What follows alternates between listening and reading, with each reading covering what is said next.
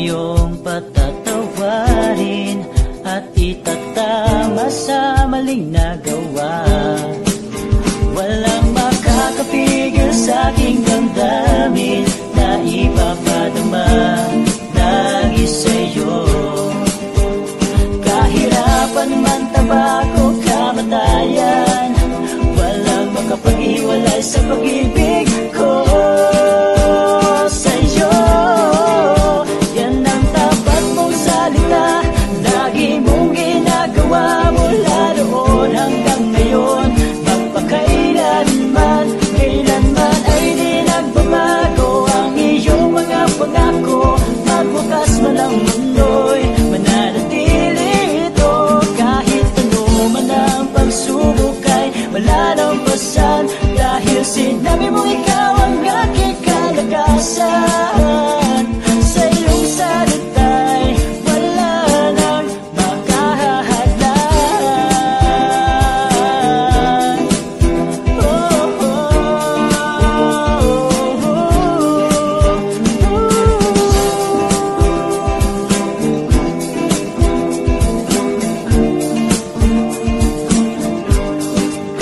yan ang tapat mo salita, lagi mong ginagawa mula noon hanggang ngayon.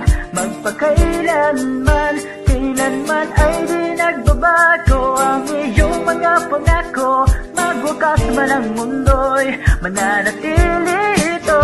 Kahit ano man ang pagsubok ay malalampasan, dahil sinabi mo ikaw ang aking kalakasan. Sa iyong salita'y wala na, yan ang tapat mong salita, lagi mong ginagawa mula noon hanggang ngayon. Magpakailanman, kailanman ay di nagbabago ang iyong mga pangako. Magwakas man ang mundo'y mananatili ito. Kahit ano man ang pagsubok ay malalampasan, dahil sinabi mo ikaw ang aking kalakasan. Sa iyong salita'y wala nang makahadlan. Oh, sa iyong salita'y wala nang makahadlan. Oh, Diyos, sa iyong salita'y wala nang makahadlan.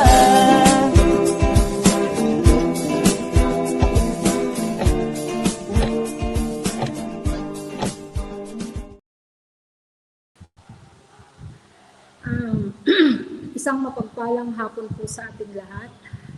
Nais ko pong papurihan ng Panginoon sa pagkakataong muli na ako po ay makapagsalita ngayon sa Journey in the Word. If I'm not wrong, pang 37 po natin ngayon na araw po. So, bali 3 days na lang, tapos na po yung 40 days natin na Journey in the Word. At salamat sa Panginoon, tayo ay binigyan niya ng lakas, ng kalakasan sa araw-araw. And ayun po, salamat sa Panginoon. And ngayon po ang ating pong pag-uusapan o bubulay-bulayan ngayon ay ang salita siyempre ng Panginoon. At nais ko po bago muna po tayo ay mag-umpisa o magbasa ng salita ng Diyos, tayo muna po ay manalangin sa oras na to. Pasalamatan natin ang ating Panginoong Diyos sa pagbibigay niya sa atin ng panibagong pag-asa, panibagong buhay, sa araw-araw na patuloy niya tayong iniingatan. At patuloy niya binibigay sa atin sa araw-araw ng salita niya na nagiging gabay natin sa araw-araw. Sige po, tayong manalangin sa oras na to. Heavenly Father, we honor your name, we exalt your name. Salamat sa hapon ito na patuloy mo kaming binibigyan, Panginoon, ng kagalakan sa aming mga puso. Patuloy mo kami binibigyan ng assurance, Father God. Patuloy mo kami binibigyan ng hope, Lord God.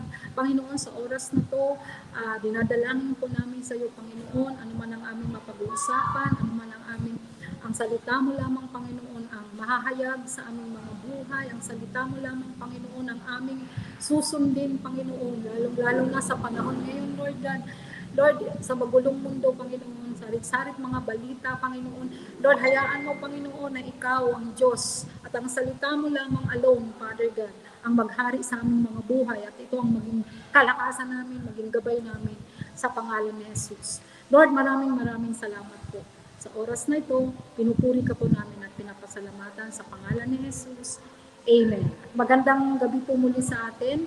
Ngayon po ay Tuesday and March 3, 2026. So, okay po, tayo po ngayon ay mag-aral sa salita ng Diyos. And actually po, nakagawa na ako ng tuturo ko ngayong hapon, pero kanina lang talaga nagbago yung ituturo ko talaga. Nakaready na ako kung sa nung nakaraang pang-araw kasi bali matagal na akong sinabihan ni Ma'am Jess na March 3, nakita ko yung schedule, mayroon akong schedule ngayon para magturo. And nakagawa na ako, pero iba yung binigay sa akin ng Panginoon bago ituturo ngayong hapon. So, napaka-basic, pero mahalaga dahil sa napapanahon sa sitwasyon natin ngayon. So, ang aking pong teksto ay matatagpuan po sa Job 23 verse 12. Basahin ko po muna sa English, sa New King James Version. Sabi po dito, I have not departed from the commandments of his lips. I have treasured the words of his mouth more than my necessary food. Sabi po sa Tagalog, sa Tagalog version, Job 23 verse 12, sinusunod ko ang kanyang mga utos at iniingatan ko ito sa aking puso. Pinapahalagahan ko ang mga salita niya nang higit pa sa pang-araw-araw na pagkain ko. Sabi pa sa Jeremiah 15:16 sa New King James Version, your words were found and I ate them. And your word was to me the joy and rejoicing of my heart, for I am called by name, O Lord, God of hosts. Sa Tagalog po, sa Jeremiah 15:16, noong nagsalita kayo sa akin, pinakinggan ko po kayo. Ang mga salita po ninyo ay kagalakan ko at ako'y sa inyo, O Panginoon, Diyos na makapangyarihan. Diba po? Sabi po dito, sa talata nating binasa, itong nagsulat nito ay si Job, di ba po? Si Job ay, kilala natin kung sino si Job. Di ba po? Alam natin kung anong pinagdadaanan ni Job. Alam niya kung gaano kahalaga o kaimportante sa kanya ang salita ng Diyos. Kasi kung hindi mahalaga sa kanyang salita ng Diyos, kung hindi importante sa kanyang salita ng Diyos, maaaring gumip up na siya sa mga pinagdaanan niya, di ba po?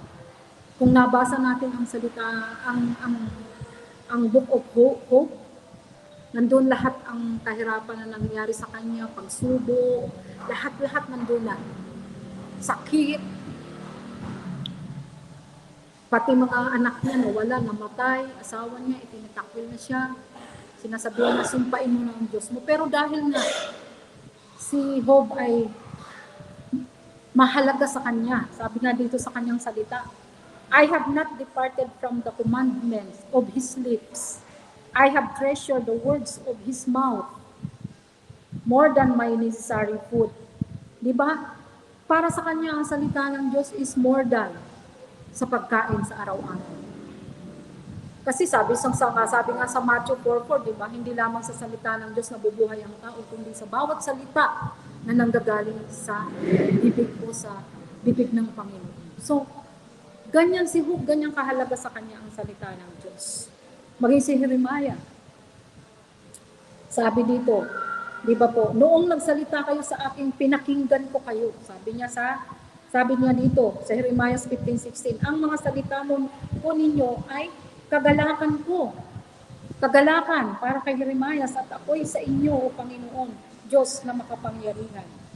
So, marami pang mga mababasa natin, mga sa Salmo, meron din sa Salmo 119 verse 162, wala po diyan sa ano, hindi ko na nilagay. Sabi dito sa Salmo 119, 162, New King James Version, I rejoice at your word as one who finds great treasure. Di ba po? Isang treasure, sabi ni David. Si David, marami rin pinagdadaanan ng mga panahon, di ba? Alam naman natin kung gaano ang ginawa ni David na madaming kasalanan. Pero ang salita ng Diyos hindi pa rin nawawala sa kanya. Kahit na paulit-ulit siya nagkakasala noon. Lagi siya nagkakasala. Pero nandun sa puso niya ang salita ng Diyos na hindi nawawala yun. Kaya ganun na lamang yung pagpapahalaga nila David, nila Job, at saka nila Jeremiah, kung sino pa mga Bible character o mga propeta sa Bible. At maging tayo ng mga Kristiyano, huwag nating sabihin na ay sa kanila lang yung salita ng Diyos kasi hindi pa sila nakakakilala sa Diyos. Hindi totoo yan. Mas higit nating kailangan na tayo ay nakakilala na sa Panginoon ang salita ng Diyos. Kasi minsan tayo kampante. Nakakampante na tayo kasi isip natin ligtas na tayo, hindi na tayo magkakasala. Kasi Kristiyano ka na eh. Big ano po yun, X. Hindi totoo yan. Kailangan, ngayon na tayo ay nakakilala na sa Panginoon, tayo mga anak na ng Diyos, mas lalo natin dapat pinapahalagahan ang salita ng Diyos. Kasi nandun ang temptation. Di ba, alam naman natin, mamaya mababanggit natin yung kwento ni Jesus, di ba? Nasusulat. Sabi sa Matthew, mamaya i-discuss natin. So, napakahalaga na ang salita ng Diyos ay wag natin baliwalain. Sabi nga, baliwalain. Kasi, bakit mahalaga ito sa atin? Lalo-lalo na ngayon sa panahon natin na talamak na ang social media. Ang social media na ang bumubuhay sa mga maraming Kristiyano. Ang social media na ang tinitingnan ng mga maraming Kristiyano. Parang nakaasa na lang tayo sa social media. Kung anong nandyan ang Bible, o asahan natin, dyan ang audio, asahan natin. Pero yung ating manual, ito, yung Bible mismo, ang Word of God, ito nakasulat dito. Minsan, ninineglect natin yan kasi andyan na nga, mayroon ng cellphone, mayroon naman audio, sabi nga. Mayroong nababasa sa cellphone. Ayun, sa cellphone ko nga ngayon, ginagamit ko, pero ang daming mga notification, nagre-ring, kung ano-ano. Di ba nakaka-istorbo? Pero kung dito tayo magbabasa sa Bible mismo, nakasulat dito, hindi lang sa cellphone or sa mga gadgets natin or sa social media, mas bibigyan natin ng halaga, mapapahalagahan natin. So, bakit ko nasabi yun? Sabi dito, ang aking pinamagatang ko po ito nga, how important is the Word of God to you? O gaano ba kahalaga ang salita ng Diyos sa iyo o sa akin, o sa ating lahat? So, yun yung, kasi mahalaga sa kanila, kina David, kina Jeremiah, sa lahat, kina Apostle Paul, mahalaga sa kanilang salita ng Diyos. Kasi, di ba, nag-share sila ng gospel, maraming mga sa world, yung makakasalamuha na hindi lamang, sabi nga, hindi lamang sa pisikalan na laban, kundi sa spiritual na laban. Kung wala tayong, hindi tayo rooted sa salita ng Diyos, wala tayong alam, ay madali tayong matangay, madali tayong matukso. So, sabi dito, sabi ng intro ko po dito, ang salita ng Diyos ay mahalaga. Dahil ito ang nagsisilbing liwanag, unang-una nagsisilbi sa atin ng liwanag, gabay, at lakas sa ating buhay, na nagtuturo ng tamang landas. O diba? Kaya, pinahalagahan ito nila Job, nila Jeremiah, nila David, sino pa mga Bible characters. Bakit dito daw ay nagtuturo ng tamang landas? Binibigyan tayo ng tamang landas, ng kasakabutihan at kaligtasan. Yan, ito, mamaya, mayroon tayong points dyan tungkol sa kaligtasan. Kaligtasan, ito ay hindi lamang nagbibigay ng karunungan, kundi nagpapakain din sa ating espiritual na pangangailangan na nagpapakita ng kalooban ng Diyos at nagbibigay ng kasiguraduhan sa buhay na walang hanggan. O di ba po? Nagbibigay ng kasiguraduhan sa buhay na walang hanggan. Kapag tayo ay nagbabasa ng salita ng Diyos, nakikita natin yung mga pangako, nababasa natin mga pangako ng Diyos, na nasa sa ulo natin, napapanghawakan natin. Magkakaroon tayo ng kasiguraduhan na hindi tayo madaling give up sa mga problema na naranasan natin. Diba po? Dahil mayroon tayong kasiguraduhan ang salita ng Diyos na ating nasa puso natin, na itinago natin dito sa puso natin. So, mayroon akong mga dahilan kung bakit mahalaga ang salita ng Diyos sa iyo, bakit mahalaga ang salita ng Diyos sa ating lahat. Bilang mga anak ng Diyos, bilang mga Kristiyano, hindi ito, sabi ko ulit sa inyo, hindi ito para lamang sa mga hindi pa nakakakilala sa Panginoon, kundi ang salita ng Diyos ay para sa atin na nakakilala na sa Panginoon. Okay? So, tandaan natin yan. Kasi sabihin natin, iba ay nakakilala ko ng Diyos, ba't pa ako magbabasa ng salita ng Diyos? Mali po yan. Kailangan, kung kilala mo ng Panginoon, mas lalo mo pang naisin, umithiin, o i-desire mo na basahin ang salita ng Diyos para mas lalo ka pang lumago sa iyong buhay. Unang-una na dahilan, the reasons why the Word of God is important to you or to us, number one is, it is your power for salvation. Di ba po? Ito ay ang kapangyarihan sa pagliligtas. Di ba po, itong Biblia, ang mga hindi pa nakakakilala, noon, nung bago tayo, hindi pa tayo nakakakilala sa Panginoon, hindi natin to binabasa. Parang nakikinig-kinig lang tayo, kung saan man tayo nag-church, parang hindi talaga natin ito gustong basahin. Kasi sa ibang simbahan, hindi tayo pinapahawak ng Bible, hindi tayo pinapagbasa, sila lang yung nagbabasa. So tayo, nakikinig lang. Pero, di ba sa pakikinig lang, minsan pinapakinggan natin sa kabilang tenga at ilalabas natin sa kaliwa, sa kanan, sa kaliwa, ilalabas. So wala na, paglabas natin ng church o ng simbahan, wala na, nalimutan na natin. Pero tayo, na mga nakakilala na sa Panginoon, ito ay nagbibigay daw sa atin ng kapangyarihan for salvation. So, kaya tayo naligtas dahil may nagbahagi sa atin ng salita ng Diyos. May mga pastor na ginamit, may mga discipler na ginamit sa inyo ang Panginoon, sa atin ang Panginoon, mga leaders ng simbahan, ginamit ang Panginoon para makinig tayo ng salita, para makakilala tayo para sa Panginoon. At binasa nila dito sa Biblia ang tungkol sa kaligtasan, kaya tayo ay naligtas. So, mahalaga na sa pamamagitan ng ating pananampalataya, syempre yung ating faith sa Panginoon. Mamaya didiscussing din po natin yung faith. So, napakahalaga po na ang salita ng Diyos ay pinahalagahan natin. Dahil ito ang iyong kapangyarihan para sa kaligtasan ng ating kaluluwa.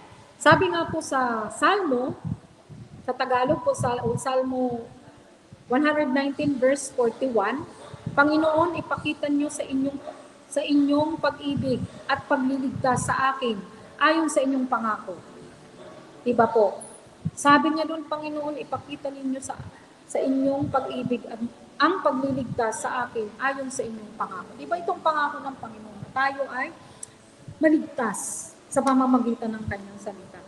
So sa Salmo 100, sa New King James, sa English po, basahin natin. Let your mercies come also to me, O Lord, your salvation according to your word. Your salvation is according to your word. So, ang kaligtasan ng Panginoon is according to your word. Sa salita niya na ating narinig at nababasa. So, ibig sabihin talagang napakahalaga ng salita ng Diyos. So, sabi pa dito sa Romans 10, verse 13 hanggang 15, basahin ko sa Tagalog, sapagkat sinasabi sa kasulatan, maliligtas ang lahat ng tumatawag sa Panginoon. Sa verse 14, pero paano sila tatawag kung hindi naman sumasampalataya sa Kanya?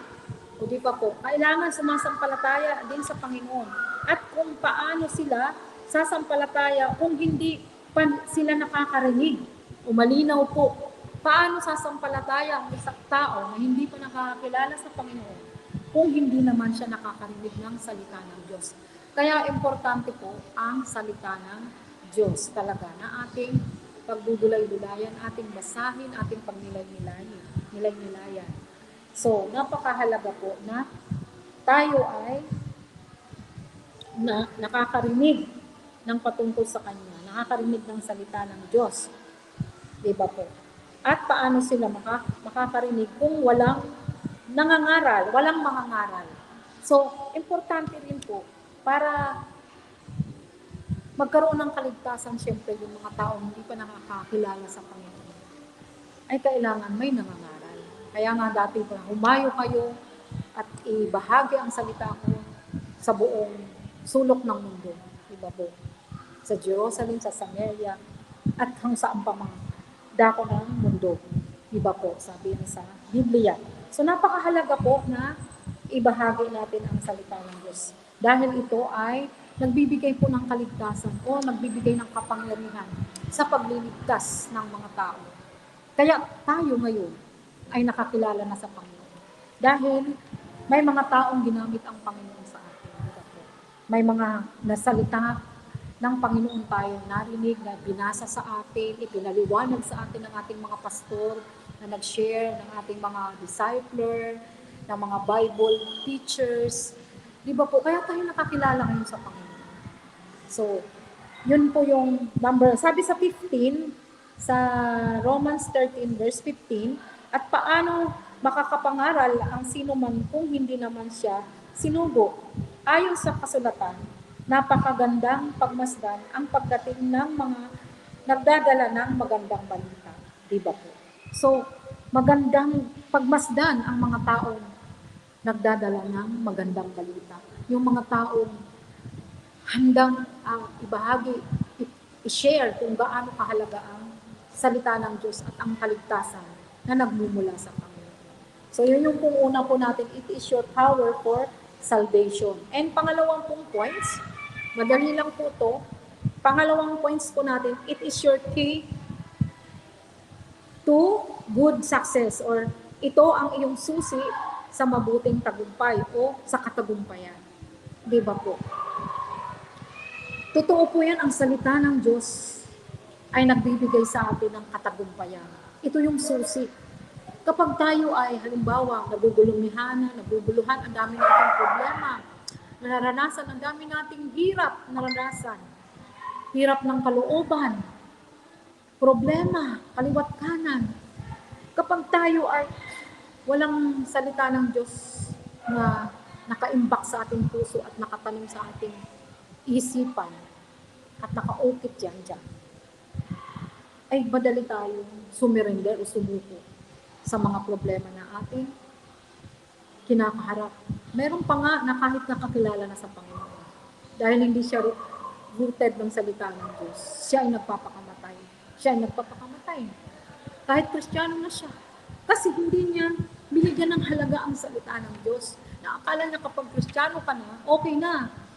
Makinig pag Sunday, makinig ka lang sa preaching ni pastora o ni pastor, okay na yun, lalabas ka, alis, hindi ka na. Pagdating mo sa bahay, hindi mo ininanam na sa sarili, hindi mo, kung hindi mo binubusog yung iyong spirito ng salita ng Diyos. Kaya ikaw ay, tawag nito, ikaw ay malnourished sa salita ng Diyos. Kaya pag dumating ang mga problema, pag dumating ang mga pagsubok, wala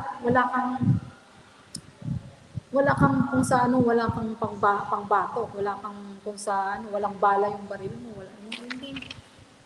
hindi ka magtatagumpay sa mga problema mo. Sabi dito, itong susi ng mabuting pagtatagumpay natin. Napaka-basic ulit. Letter A, regular meditation of the Word of God. Yun yung sinasabi ko na kailangan talaga regular. Ibig sabihin, araw-araw, hindi pwedeng ba ngayon, nagbasa tayo bukas, dahil nga sa dami mong ginawa, ang dami mong inasikaso, nakalimutan mo na mo ulit magbasa. Tapos naalala mo na naman, nandun ka na naman. Parang sa totoo lang talaga, pag marami ka talagang ang kaaway talaga, ginagawa kang busy. Ginagawa ka niyang marami kang iniisip, marami kang binibigyan kanya ng maraming kaabalahan para hindi ka makafocus doon sa salita ng Diyos regularly. Kasi sabi to regular meditate on the Word of God para ikaw ay mag-success o magtagumpay sa lahat ng aspeto ng buhay mo. Di ba po? Hindi lamang tayo tagumpay sa mga material na bagay or mga bagay na mayroon tayo ngayon. Pero ang importante, yung magtagumpay tayo sa ating spiritual na buhay. Yung pang-araw-araw nating spiritual na buhay na hindi nakikita ng labas, na hindi nakikita na halimbawa, kagaya ng halimbawa ng bahay, nakikita yun. Pero yung ating spiritual na buhay, nakikita yun sa ating mga kilos, sa ating pananalita. Yan po. So, ganun po. Napaka-importante na tayo ay meditate ng salita ng Diyos. Daily or meditate, read, and pangalawa, letter B, consistent confession, day and night. Parang ito rin yung sinasabing consistent confession, day and night. Di ba po? Basahin natin o i-confess natin ang salita ng Diyos. Kasi natin palagi sa ating bibig. Kung ano man nandyan sa salita ng Diyos, kung ay makapangyarihan ng Diyos. Lahat ng mga verses na ating mga gustong sabihin, i-confess natin yung day and night. Para mas lalo tayong lumakas, para mas lalo nating maalala ang kabutihan ng Panginoon, para mas lalo tayo magtagumpay sa mga pagsubok na ating nararanasan. And letter C, obedience will give you success in life. Obedience. Kailangan natin siyempre mag-obey. Ito yung ang basic minsan pag inisip mo, dali-dali, regularly, mag-meditate, consistently, confesses day and night, sabihin mo araw-gabi, basahin mo araw-gabi, sumunod ka. Itong pagsunod will give you a success in life. Ito napaka-importante ang pagsunod, iba po. So, inuutos din sa atin ng Panginoon na lagi tayong magbasa ng salita ng Diyos, lagi tayong mag-aral ng salita ng Diyos para tayo ay magtagumpay. So, kailangan natin sundin ito. Alam na natin ito sa Joshua 1:8. Sa New King James, sabi dito, this book of the law shall not depart from your mouth, but you shall meditate it day and night, that you may observe to do according to all of that is written in it. For then you will make your way prosperous. O, diba po? Magiging prosperous tayo, magiging sagana. Kaya nga sabi, good success. To be good success, prosperous, and then you will have good success. Sabi po dito sa New King James. Magsa-success tayo. Di ba po? Hindi lamang sa mga material na bagay, kundi lahat ng aspeto ng buhay natin ay magtatagumpay tayo. Kapag ito ay ating ginagawa at ito ay ating binabasa regularly, ito ay consistent natin kino-confess day and night, and tayo ay sumusunod. Obedience will give us success in life. So, yun yung tatlo po dun sa under na it is your key to good success. And next po sa point 3, sabi ko, bakit ano pang tatlong rason why the word of God it is important. Pangatlong rason, it is your medicine. Ayan. It is your medicine for healing and weapons of deliverance. O di ba po? Medicines for healing. Di ba po? Nakaka-amaze yung word nito. Kasi totoo yan, kapag ikaw ay nasasaktan, kapag ikaw ay hindi lamang healing physically ang tinutukoy dito, kasi yung physically given na yan kapag ikaw ay may karamdaman, manalangin ka, may mga pastors mananalangin sa ililihan kung gagaling ka, basta ikaw ay nananampalataya. Pero ito yung medicine for healing, yung healing na inner healing. Hindi lang yung physical healing, kundi yung healing ng ating puso.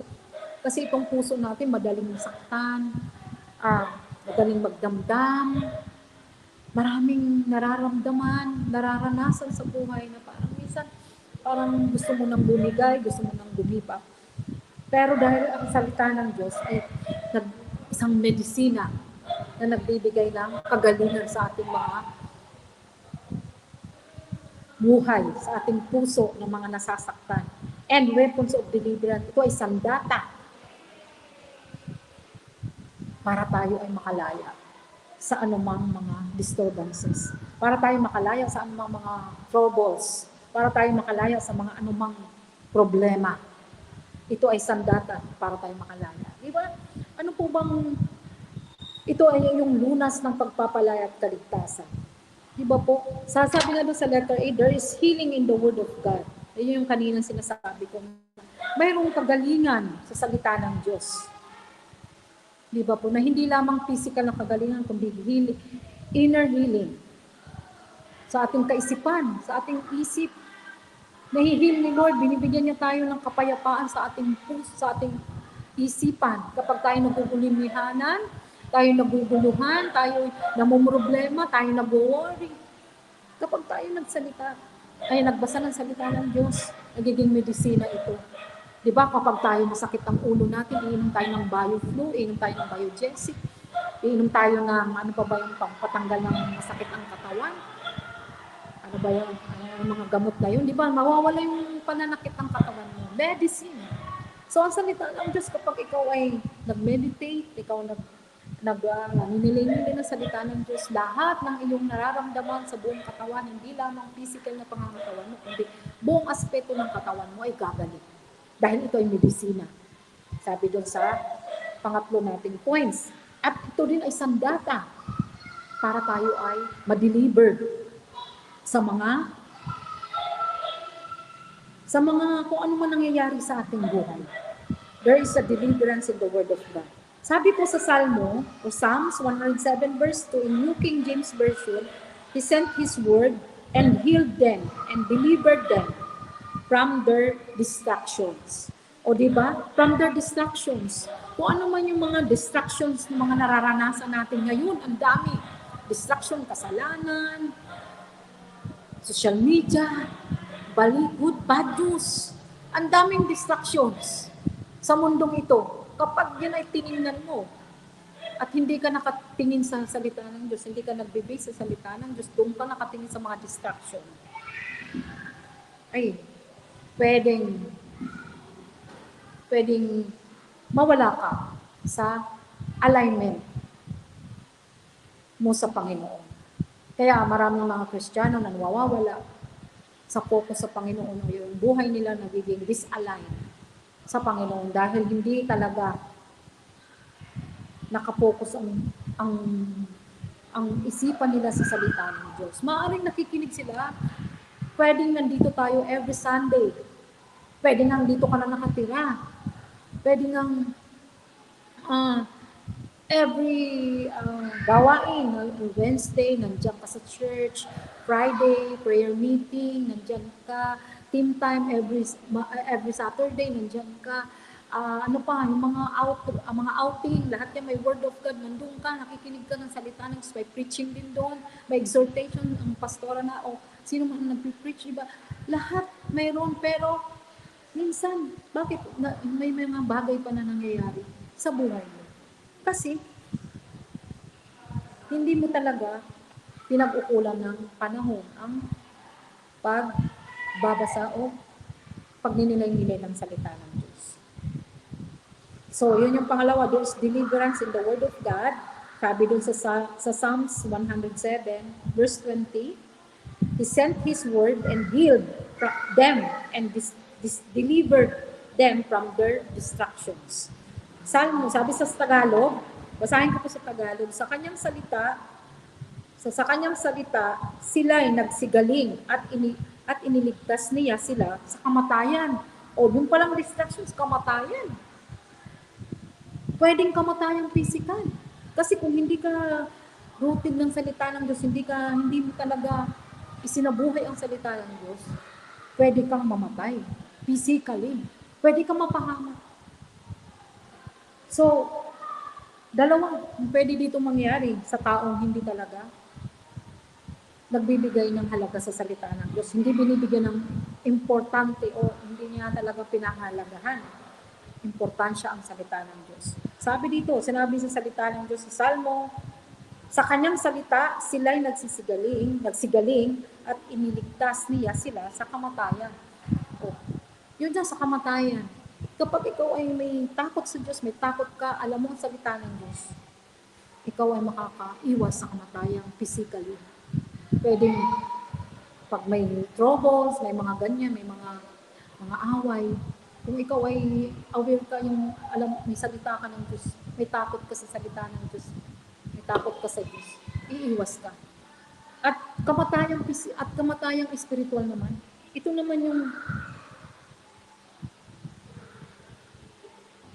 talagang ikaw ay lumangoy na sa kasalanan. So, nandun ka na sa kasalanan, kaya ikaw ay mamamatay spiritually. So, pwedeng ganun, nakakatakot dalawa, pwedeng ganun ang mangyari.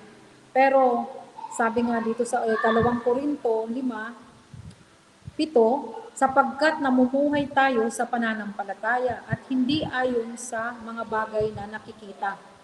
So, di ba po?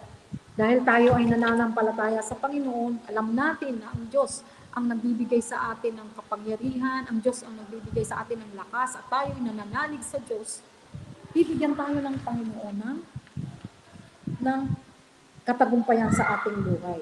At lahat ng mga bagay na yan ay mapagtatagumpayan natin. Dahil ang Diyos, sabi nga rito, ang Diyos ang medisina at nagpapagaling.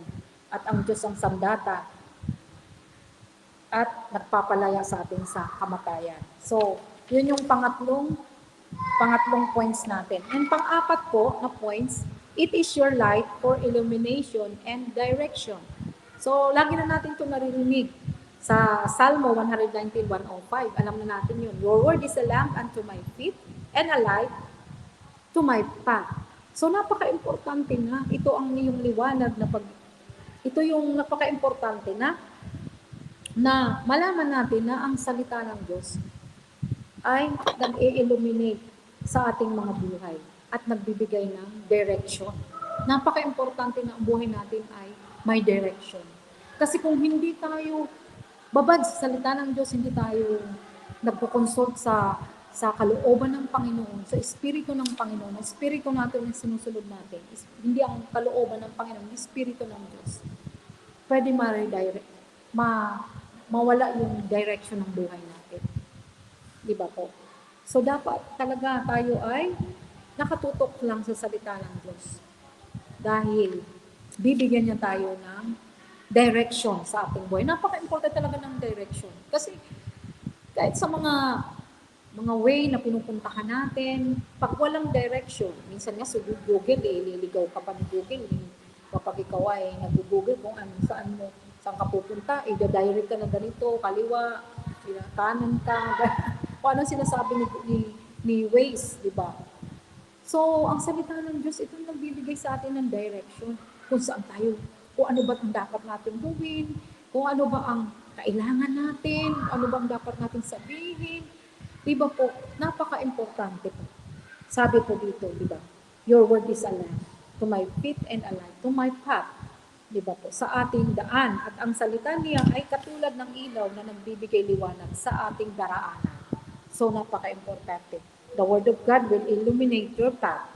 And the Word of God will give direction in your life. Yung sinabi ko kanina, mahalaga na mayroong direction ng buhay natin. And the Word of God ensures you to do not get lost in a difficult world. Ayan. Ang salita ng Diyos ay magbibigay sa atin ng kasiguraduhan na hindi tayo mawawala o mawawala ng direksyon ng buhay natin. Dahil ang salita ng Diyos ay nagbibigay ng direction or nag-ensures sa atin para tayo ay patungo sa kaliwanagan. Ang salita ng Diyos ay nagbibigay kasiguraduhan para hindi maligaw ang landas at mapahamak. O di ba po? Para hindi daw tayo maligaw. So kailangan natin siyempre ang kasiguraduhan para hindi tayo maligaw ng landas at mapahamak. Ito lagi itong sinasabi ng salita ng Diyos, para hindi tayo mapahamak. Kasi tayo talaga ay laging nakabingid sa kapahamakan. Kapag wala tayo talaga malalim na kaugnayan sa Panginoon, malalim na pagbababad sa salita ng Diyos, sabi nga, di ba, may kanta na, ang kailangan lang ay babad sa iyong salita, babad. Di ba? Ang sekreto ko, babad. Di ba, babad ang sekreto ko sa iyong salita. Babad sa iyong salita. Di ba po? Sa kantang yan, makikita mo na dapat tayo ay nagbababad sa salita ng Diyos. Hindi tayo nagbababad sa social media. Kasi kapag nagbababad na tayo sa social media, iba na yung nang pumapasok sa utak natin. Kapag tayo nagbababad sa social media, ang naging kaisipan natin, kung ano yung napapanood natin. Iba po. Ako naranasan ko yung pag ako nanonood ng bawa ng movie, na dati nanonood ako ng teleserye, dito pa kami sa misa ni nakatira. Talagang inubos ko talaga ilang episode, parang 100 plus. Talagang tinutukan ko yung grabe. Di ba po? So, yung yung teleserye na parang yun din lagi mong iniisip, ano kayang susunod, di ba po? Pero kung ang salita ng Diyos ang ating sinusubaybayan, ang salita ng Diyos ang ating pinagbababaran, hindi ang mga bagay, hindi ang mga sa YouTube, sa Netflix, mga movies, walang masama sa movies, walang masama sa YouTube. Basta ibabalance lang natin, di ba po? Balance, lahat ng bagay dapat nakabalance. Hindi yung hindi pwedeng mas matagal ka dun sa pagbababad mo, sa pag-watch mo ng movies kaysa pagbabasa ng salita ng Diyos. Pagbabasa ng salita ng 5 minutes, 10 minutes, hikab ka na, naantok ka na. Pero sa pagbababad natin sa panunood ng movies or ng Netflix, ng mga movies na yan, o ano pa man, TikTok or ano pa man na dyan sa social media, ay babad na babad tayo, tutok na tutok tayo. Pero ang salita ng Diyos ay nilineglect natin. Nakakalungkot. Pero kung mahalaga sa iyo, sabi nga, how it is important, sabi ng pamagat natin kanina, di ba tanong, how important is the Word of God to you or to us? Paano ba mahalaga ang salita ng Diyos sa atin kung inuuna natin ang pagbababad na sa pamumuod? Lahat ng bagay dito sa mundo dapat ay balance. Dahil kung hindi tayo nakabalance, para sa timbangan, di ba? Pag ang timbangan ay mas mabigat ito, mabigat ang social media, o hindi balance. Kapag laging hindi siya pero kung nakabalance yan, pwede tayong manood, pero tayo rin ang magbasa ng salita ng Diyos at tayo mag-aral ng salita ng Diyos. Nakabalance po. Tayo nalalaman. So yun yung kung pangalawa, it is your life for illumination and direction. So, nagbibigay ito sa atin ng balanse sa buhay o direksyon ng buhay natin. So, yun lang po. Sabi pa dito sa Salmo 119 verse 33 sa Tagalog, Panginoong, ituro niyo sa akin ang inyong mga tuntunin at habang nabubuhay ito'y aking susundin. Habang nabubuhay ito'y aking susundin. Dapat natin daw ay sundin. Habang tayo nabubuhay ay ating sundin ang salita ng Diyos. So, yun lang po ang pang-apat at pang-lima. Malapit na po ang pang-lima. Sabi po sa pang-lima nating points, it is your power of reconciliation. Ito napaka-importante din ito, na tayo ay may alam sa salita ng Diyos. Dahil ito ay tumutukoy ito sa kapangyarihan ng pakikipagkasundo. Ito ay ang banal na kakayahan na nag-aalis ng alitan, nagpapahilom ng sugat. Di ba po, ang salita ng Diyos ay nagpapahilom ng sugat, ng mga sugat ng puso natin. Yung sinabi ko kanina, di ba?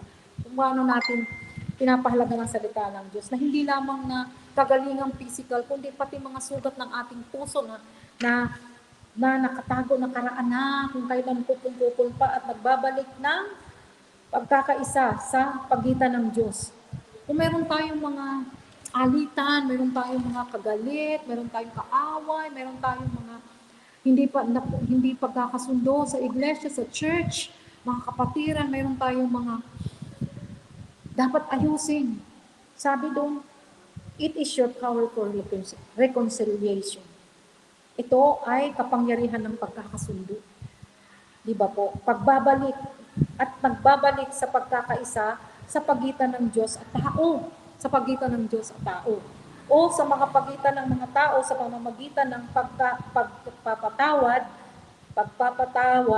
at pagpapanumbalik ng relasyon. Pagpapatawad ito. Nagkamali ako. Ayan, pagpapatawad at pagpapanumbalik ng relasyon. So, mahalaga po na ang salita ng Diyos ay tayo ay ang importante, mahalaga ang salita ng Diyos. Bakit? Ito po ay nagpapagitan ng mga tao sa pamagitan ng pagpapatawad, pagpapanumbalik ng relasyon. Hindi lamang sa relasyon natin sa Diyos, kundi sa lahat ng mga tao. Kilala yung mga nasaktan natin, yung mga nakaraan natin, yung mga matagal ng panahon.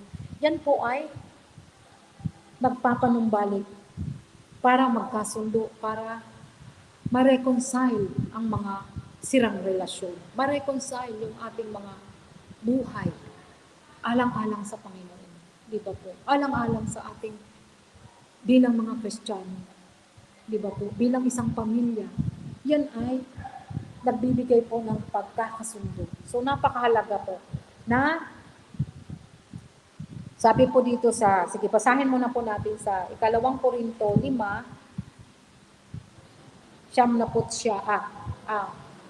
nahirapan lang sa Tagalog. 1 Korinto 5:19. So, 19, verse 19, 5:19.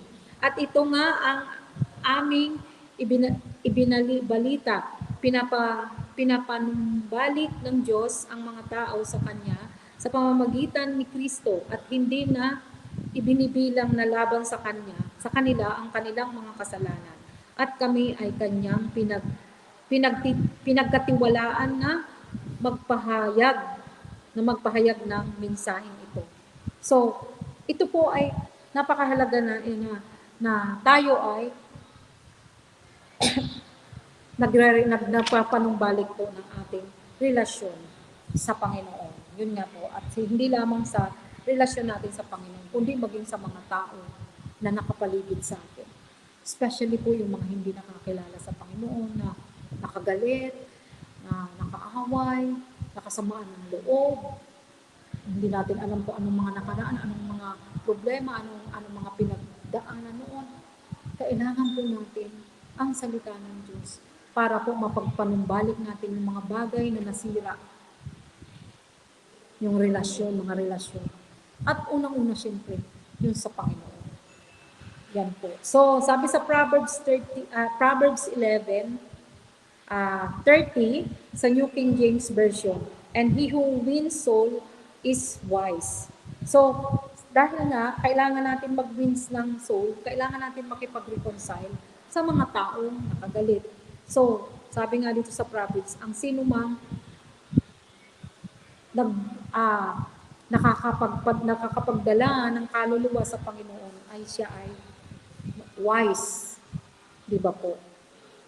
Dahil siya ay nakakapagdala ng kaluluwa sa Panginoon. Dahil wala siyang kagalit, wala siyang away, wala siyang kinakatakutan na ibahagi ang salita kahit kanino man dahil siya ay walang kaaway o walang anuman sama ng loob sa puso.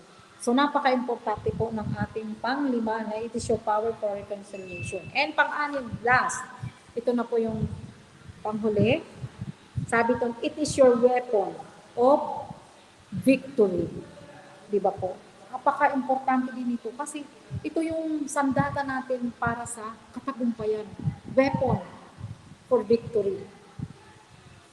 Sandata ng tagumpay. Di ba? Di ba po? Kung wala tayong sandata, wala tayong salita ng Diyos. Kanina, parang yung success kanina, parang tagumpay din yun. Pero, mas mas malalim yung victory. Di ba po? So it is your weapon of victory. Ang victory kasi, yun yung talagang nagtagumpay ka na hindi lamang sa buhay mo spiritual, kundi sa lahat-lahat ng aspeto ng buhay mo.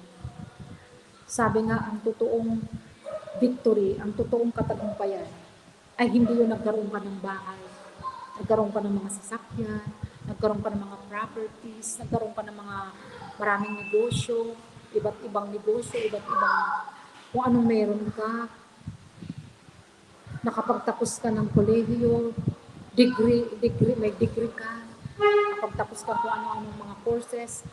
Hindi po yun ang totoong victory. Ang totoong victory na ikaw ay nakakilala sa Panginoon, na ikaw ay niligtas, ikaw ay ligtas na tinanggap mo ang Panginoon sa puso mo bilang sarili mong tagapagligtas at sarili mong Panginoon. Di ba po? Eternal life. Mayroon kang everlasting life na hindi kayang suklian ng mga bagay dito sa mundo. Kahit anumang katagumpayan ang mayroon dito sa lupa, dito sa mundo. Yan ay veil. Yan ay walang kabuluhan. Di ba po? So ang victory na totoong pinanghawakan natin, kundi yung buhay na walang hanggan, na kung tayo man ay bawian na ng buhay, anytime, dahil hindi natin hawak ang ating mga buhay, hindi natin alam kung kailan. Mayroon na tayong security, may security guard na tayo, na mayroon na tayong buhay na walang hanggan. Mayroon na tayong Kristo sa ating puso. Na kahit anong gawin natin, kahit anong natin, ay hindi na tayo matatakot dahil tayo ay ligtas na. So, yun yung na kahalagahan ng salita ng Diyos na nagiging weapon natin ito, na nagiging sandata ng ating tagumpay. Unang-una, mga sandata para tayo ay magtagumpay, nilagay ko dito is consistent prayer. Pero dyan sa prayer lang. Pero dito nakalagay consistent prayer sa aking notes. Alam mo, mga kapatid sa Panginoon, we need to pray consistently. Ngayon, lalo na ngayon na mayroon pong kaguluhan sa Middle East, na mayroong gera na nagaganap. Ang dami nating mga kababayang Pilipino na nandun sa iba't ibang lugar. Nasa Dubai, nasa Middle East sila, sa Abu Dhabi, sa Israel, sa Qatar, sa lahat ang magulo ngayon sa Middle East, mayroong gera. So, ang ating bansang Pilipinas, apektado. Bakit? Yung ating langis o gasolina, tataas. Magmamahal ang gasolina na naman. Kaya nga, kung kayo may mga sasakyan, sabi nga, pwede nyo na i-full tank. Kasi hindi natin alam kung kailan ulit magtataas ang gasolina. Kapag tuloy-tuloy yung nangyayari ngayon sa Middle East, nakaguluhan na gera, pwedeng magtaas ulit ang mga bilihin, lalo-lalo na ang gasolina. Kasi apektado tayo dito sa Pilipinas. Magtataasan lahat. So, napaka-importante ng panalangin. Sabi natin basic, panalangin. Panalangin lang naman yan. Huwag natin langlangin ang panalangin. Mahirap manalangin. Sa totoo lang. Sabi nga, kapag ikaw nananalangin, hindi ka papalakpakan. Pero kung magpaawit ka dito sa harapan, tumugtog ka, nag-acting ka, ikaw ay GT, nag-acting ka, or whatever you did dito sa stage, papalakpakan ka ng maraming tao. Uy, ang galing mo naman. Pero kapag ikaw nanalangin, walang nagsabi, ang galing mo manalangin. Walang papalakpak sa iyo. Tanging ang Panginoong Diyos lang ang nakakaalam, nakakarinig ng ating mga dalangin. So, sabi nito, prayer is the best weapon. Prayer is the best weapon for victory. Ang panalangin ang best nating weapon o sandata para tayo ay magtagumpay. Di ba po? Alam naman natin yan dahil tayo mga Christians na, tayo mga Kristiyano na, kung gaano kahalaga ang panalangin. So, pag-pray natin ang ating bansang Pilipinas, ang daming problema. Kailangan natin manalangin, lalo na tayong mga anak ng Diyos, Kristiyano na, mga leaders, pastors, di ba po? Teachers. Kailangan natin manalangin para sa ating bansa. Ang daming problema. Alam, di ko na babanggitin isa-isa kung kayo ay updated. Ang dami po. So, kailangan natin panalangin sa ating bansang Pilipinas at sa mga nagaganap ngayon sa Middle East na digmaan. So, yun yung una po. Sabi sa kalawang Second Corinthians 10:4, for the weapons of our warfare are not carnal, but mighty through God to the pulling down of strongholds. Ephesians 6:18, alam po natin to, praying at all times in the Spirit with all prayer and supplication. So manalangin tayo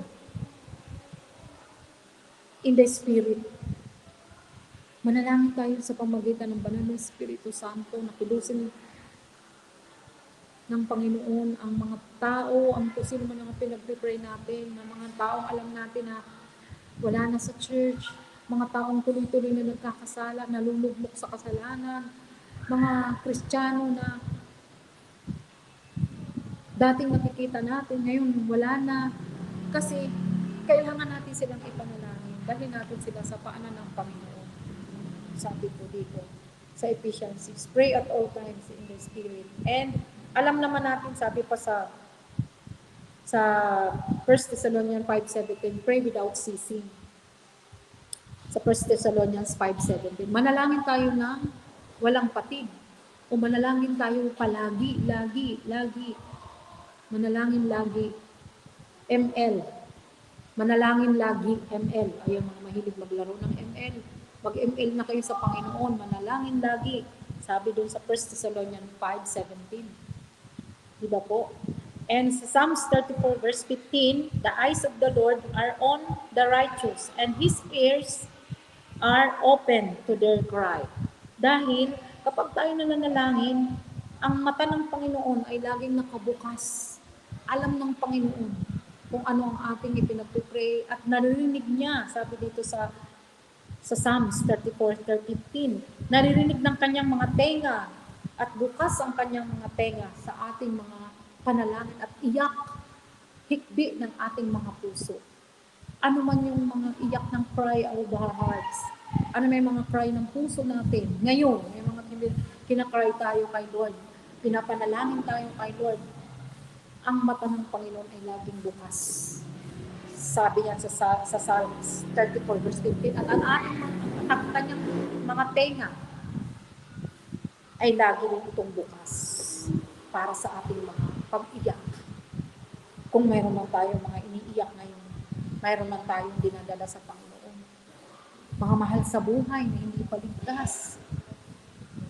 Mga loved ones, asawa na hindi paligtas.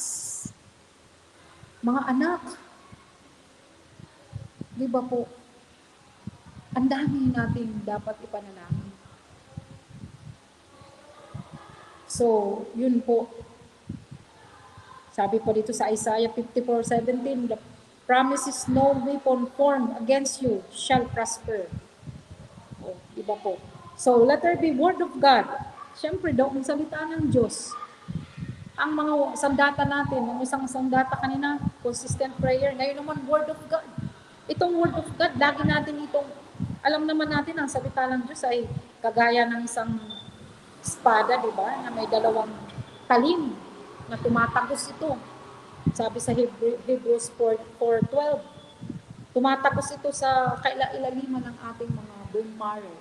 So, ganyan ka-powerful ang salita ng Diyos. So, i-confess natin, lagi natin bigkasin sa ating bibig. Right word, positive word from the Bible, from the Word of God. So, yun po yun. And, di ba, ang Word of God, ginapit ni Jesus para ma-defeat si Satan. Para matalo niya si Satanas sa temptation by quoting, nasusulat, sabi ng Panginoon, it is written. Sabi na sa Matthew, doon yun natin makikita sa Matthew 4:7, Matthew 4:4, hindi lamang sa, yung Matthew 4:4, hindi lamang sa salita ng Diyos na bubuhay ang tao, kundi sa bawat salita ng Diyos na nanggagaling sa kanyang bibig. And sa 10, anong sabi sa verse 10? Matthew 4:10.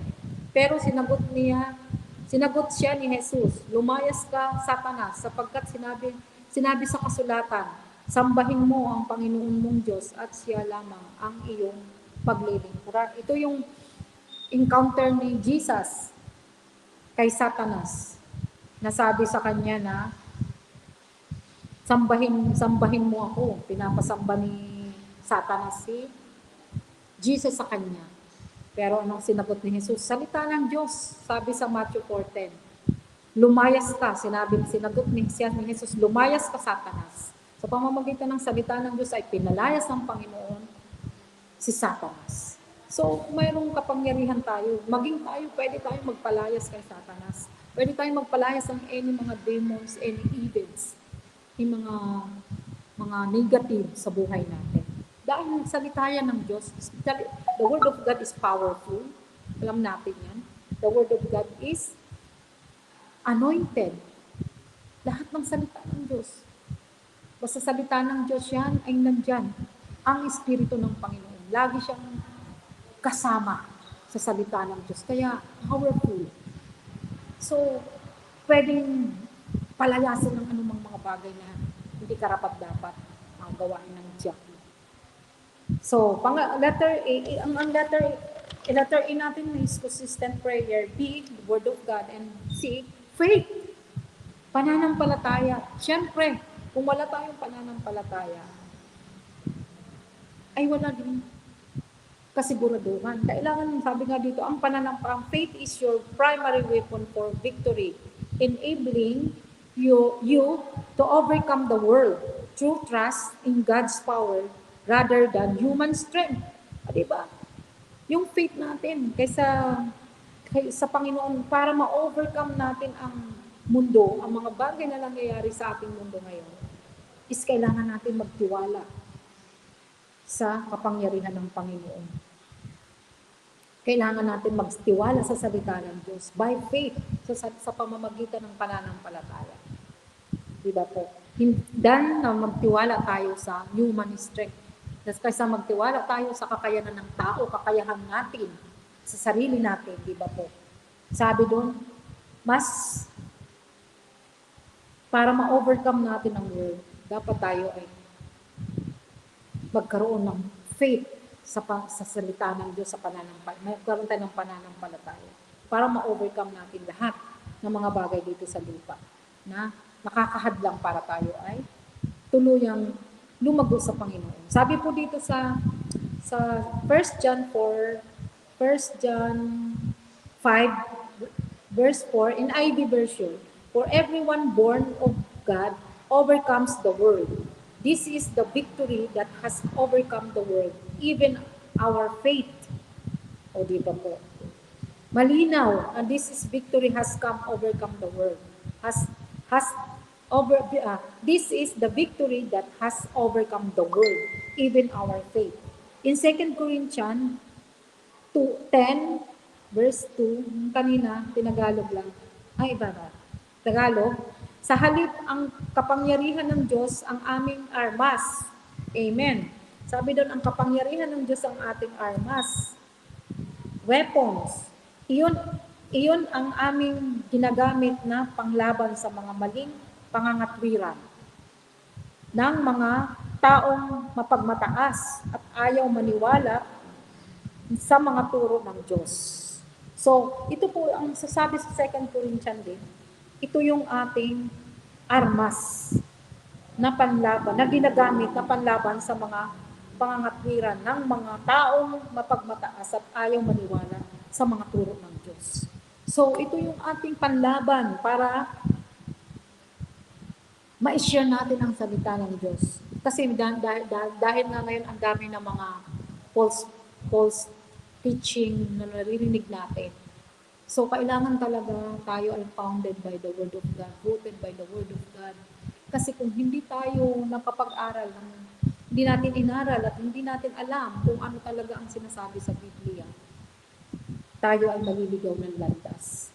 Kasi ang dami na ngayon mga iba't ibang katuruan na pwede kang madala kung hindi malalim ang pagkaunawa mo sa salita ng Diyos. So, kailangan talaga natin aralin, paggulay-gulayan, basahin, makinig, sumunod. So, di ba po, andun lang sa sinabi natin kanina. So, napakahalaga para tayo ay magtagumpay at higit sa lahat para makita sa atin kung gaano natin pinapahalagan ang salita ng Diyos. So sabi sa Roma 8:37 sa Tagalog, pero kahit ganito ang kalagayan natin, kayang-kaya natin pagtagumpayan ito sa tulong ni Kristo Jesus na nagmamahal sa atin. Di ba po, sa dami ng ating mga pinagdadaanan, sa dami ng ating problema, sa iglesia, sa church, sa mga area na mayroon kayong mga Bible studies or saan man, sa mga daughter churches, mayroon man tayong mga pinagdadaan problema. Ipa po sa ating bansa,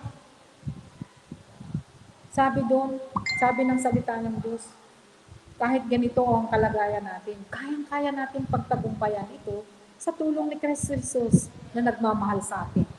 Kaya-kaya natin pagtagumpayan yan. Dahil tayo ay tinutulungan ng Panginoong Jesus. Sa Efesos 6:16, hindi lang yan gamitin din ninyo bilang panangga ang pananampalataya. So ang ating pananampalataya, ang ating faith, bakit mahalaga ito? Gamitin din natin ito bilang panangga. Ayan, ang pananampalataya ninyo para hindi kayo tablan ng mga panunukso ni Satanas. Kaya importante na parang mga kalasong nagliliyab. So, nawaing naintindihan po natin, naunawaan po natin ngayon. Yan po ang huli nating verse na kung gaano kahalaga ang salita ng Diyos sa ating mga buhay. Sabi nga doon, ulitin ko ulit, kung ano-ano ang mga reason o dahilan kung bakit mahalaga ang salita ng Diyos. It is your power for salvation. Pangalawa, it is your key to good success. And pangatlo, it is your medicine for healing and weapon of deliverance. And number 4, it is your light for illumination and direction. And number 5, it is your power for reconciliation. And number 6, it is your weapon of victory. Salamat sa Panginoon at magandang gabi po sa ating lahat. Nawa po tayo ay natuto kahit na natuto tayo ngayong hapon sa salita ng Diyos. At kayo po ay dalangin ko sa Panginoon na tayo ay manalangin, tayo ay magpatuloy, ayon sa ating narinig na kahit na anong mga pinagdadaanan ang problema, sabi nga doon, sa binasa natin kanina nga, ang Diyos ay kayang-kaya ng Panginoon. Yun sa binasa natin sa Roma 8:37. Pero kahit ganito ang kalagayan natin, kayang-kaya natin pagtagumpayan ito sa tulong ni Kristo na nagmamahal sa atin. Kayang-kaya natin yan sa tulong ni Jesucristo dahil ang Diyos ay nagmamahal sa atin. Nawa ay papuri po sa Panginoon Diyos. At maraming salamat ngayong gabi. Manalangin tayo ngayong oras na to. Pasalamatan natin ang Panginoon at isama natin ang ating bansang Pilipinas. Isama natin sa oras na to ang Middle East, kung saan man gusto nyo ipanalangin, kung nasaan man kayo ngayon, nasa tahanan kayo, nakikinig, nanonood kayo, ano man ang ating ginagawa. Let's pray for our nation, unang-unang ating bansa, and pray for the Middle East dahil marami tayong mga kababayan, mga Pilipino na nandoon na pwede rin silang madamay o masaktan o mamatay sa gyera. So, manalangin tayo sa oras na to. Tayo ay magpasalamat at magpuri sa Panginoon. Dakilang Ama, nagpapasalamat po ako ngayong hapon. Kami po ngayong gabi, Panginoon, na binigyan mo kami, Panginoon, ng salita mo, na nalaman namin, Panginoon, kung gaano kahalaga, Panginoon, ng salita mo, Panginoon, na hindi namin ito babalawalain, Panginoon, sa amin lang ito papakinggan, amin lang ito maririnig, Lord. Pero, Panginoon, dalangin namin na mas malalim pa, mas saliksikin pa namin, Panginoon, hindi lamang babasahin, Lord God, kundi ito ay aming pagbulay-bulayan, Panginoon, sa aming mga puso. Panginoon, sa oras na to, Panginoon, dinadalangin ko ang aming bansang Pilipinas, Panginoon. Unang-una, Lord, we pray, Father God, for our President, Panginoon, na si Bongbong Marcos, Father God, in the mighty name of Jesus. Panginoon, anumang kalalagayan niya sa oras na to, Panginoon, we pray for the salvation, Father God, be upon him, right now in the name of Jesus. Father God, alam po namin ang salita mo, Panginoon, is a weapon of salvation.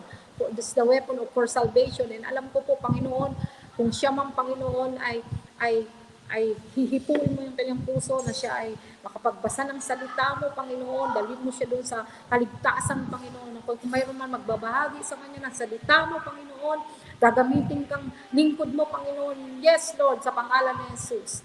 Lord, dalangin namin ang kaligtasan niya, Panginoon. At kung ganun din mga senador, Panginoon, hanggang sa may mga katungkulan sa bansang ito, Panginoon, mga mayor, lahat mula sa president hanggang sa may down to the list, Panginoon, na officers ng aming bansa. Panginoon, alam ko po, Panginoon, na ikaw yung mas nakakakilala sa kanila. Ikaw yung mas nakakaalam ng kanilang mga buhay. Kaya right now, Father God, touch their hearts. Right now, in the mighty name of Jesus, let the salvation be upon them. In the mighty name of Jesus. And Lord, we pray for our nation, Father God, in the mighty name of Jesus. Especially, Panginoon, yung nagbabanta, Panginoon, na gera, nagbabanta ng pagtataas ng mga pangunahing pangangailangan ng aming bansa, especially yung gasolina, Panginoon, yung langis, in the mighty name of Jesus. Lord, we rebuke, Father God, lahat ng pagtataas ng anumang mga bilihin, Panginoon, sa bansang Pilipinas sa pangalan ni Jesus. And Lord, sa inyo namin ibinibigay, we trust you, Lord God, because you are our God. Lord God, na nakakaalam, the God of in control, na alam mo lahat, ikaw yung nagpo-control. Father God, salamat. And then we pray, Father God, lahat ng mga usapin sa aming bansang Pilipinas, Lord, let will be done. Ang kalooban mo lamang ang masusunod. Hindi ang kalooban ng tao, hindi kalooban ng mga na may mga katungkulan sa Pilipinas, kundi ikaw lang, Ama. Ang kalooban mo lamang ang masusunod. And Lord, cover this precious country, the Philippines, Father God, na cover this with your precious blood, Father God. Lahat ng mga tao, na mga kababayan naming Pilipino, ingatan mo rin po sa Middle East, Father God, in the mighty name of Jesus.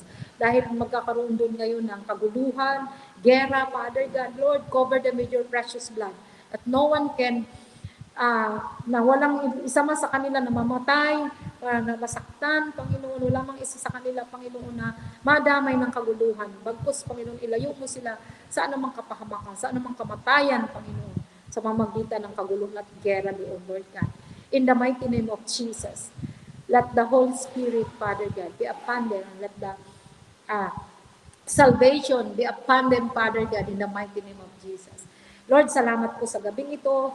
Lord, ikinukumit namin sa iyo ang lahat. Nagpapasalamat kami dahil ikaw may Diyos kami, Panginoon, na malalapitan. May Diyos kami na maasahan namin sa lahat ng oras. At kayang-kaya mo, Panginoon, lahat ng mga bagay na mayroon, Panginoon, sa mundong ito. Kayang-kaya mong lutasin. Kayang-kaya mong dahil ikaw ang Diyos na tapat, Diyos na nagmamahal, Diyos na makapangyarihan, at Diyos ng langit at lupa. Panginoon, maraming salamat. Ito ang aking dalangin sa pangalan ng Ama, ng Anak, at ng Banal na Espiritu Santo. Amen. At magandang gabi po sa ating lahat. Diyan na po nagtatapos ang ating gawain. And bukas po, welcome po ulit kayo bukas. Makinig po ulit kayo dahil bukas po ay 3 days na lang. Bali, and the last po yata na mag-speak ay si Pastor Hasmin sa, hindi ako magkakamali, Thursday or Friday. Hindi ko po maano. So, yan lang po. Magandang gabi ulit po sa inyo. Bukas po ay Wednesday. So, 9 a.m. bukas. And magandang gabi po sa inyo lahat. God bless po. Yan lang po.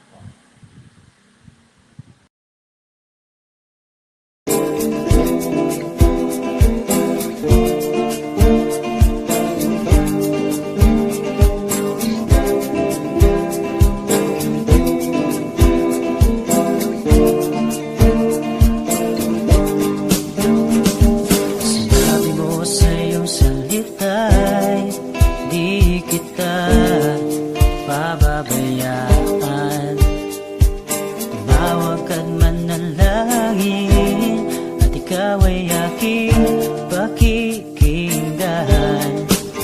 Kahit ano man ang iyong nararanasan, nandito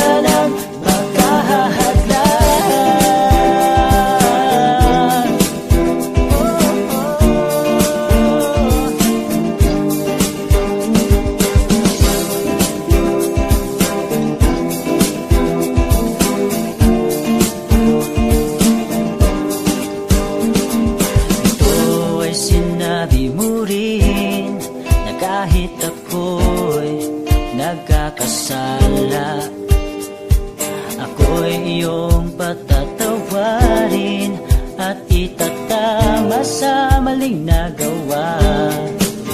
Walang makakapigil sa aking damdamin na ipapadama lagi sa'yo. Kahirapan man, tabako, kamatayan, walang makapag-iwalay sa pag-ibig ko sa'yo. Yan ang tapat mong salita, lagi mong ginagawa mula noon hanggang ngayon. Magpakailanman, kailanman ay di nagbabago ang iyong mga pangako. Magwakas man ang mundo'y mananatili ito. Kahit ano man ang pagsubok ay wala nang pasan, dahil sinabi mo ikaw ang aking kalakasan. Sa iyong salita'y wala nang makahahadlan.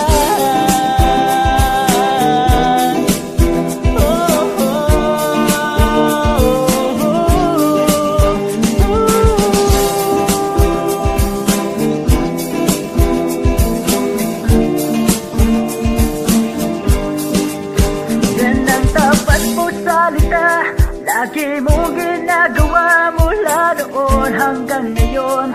Magpakailanman, kailanman ay di nagbabago ang iyong mga pangako. Magwakas man ang mundo'y mananatili ito. Kahit ano man ang pagsubok ay malalampasan,